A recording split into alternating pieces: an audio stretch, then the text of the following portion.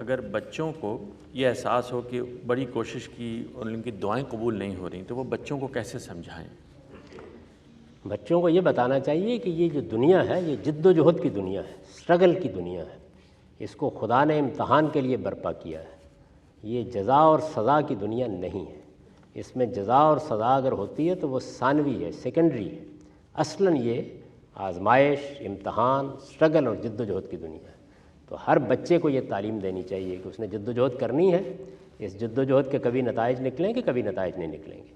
اس میں اللہ سے مدد مانگی جاتی ہے، ضرور مانگنی چاہیے۔ دعا کی جاتی ہے، ضرور کرنی چاہیے۔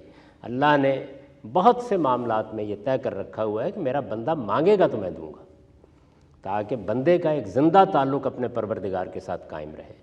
بہت غلط بات کرتے ہیں وہ لوگ جو یہ کہتے ہیں کہ سب کچھ طے کر رکھا ہوا ہے۔ ایسا نہیں ہے۔ کچھ چیزیں طے ہیں، آپ مانگے نہ مانگے اللہ دے دے گا۔ کچھ چیزوں کے بارے میں فیصلہ کیا گیا ہے کہ آپ سٹرگل کریں گے تو ملیں گی ورنہ نہیں ملیں گی۔ کچھ چیزوں کے بارے میں اللہ کا فیصلہ یہی ہے کہ بندہ مانگے گا تو دوں گا، نہیں مانگے گا تو نہیں دوں گا۔ تو اس لیے مانگیے، جد و جہد کیجیے، لیکن یہ کام نہ کیجیے کہ ہم جو دعا کریں اللہ نے فیصلہ کر لیا ہے کہ وہ قبول کرے گا۔ مجھے بتائیں کہ اگر شدید بارش ہو رہی ہو، ایک طرف ایک آدمی یہ کہہ رہا ہو کیا منظر ہے پروردگار، یہ بارش تو آج دن بھر ہوتی رہے، دوسری طرف ایک کسان کہہ رہا ہو کہ پروردگار بس کرو اب میری ساری فصل تباہ ہو رہی ہے، اللہ کس کی بات سنے گا؟ تو وہ اپنی حکمت سے فیصلے کرتا ہے۔ اگر وہ ہماری باتیں قبول کرنا شروع کر دے تو یہ دنیا چند دن کے لیے بھی نہیں چل سکتی۔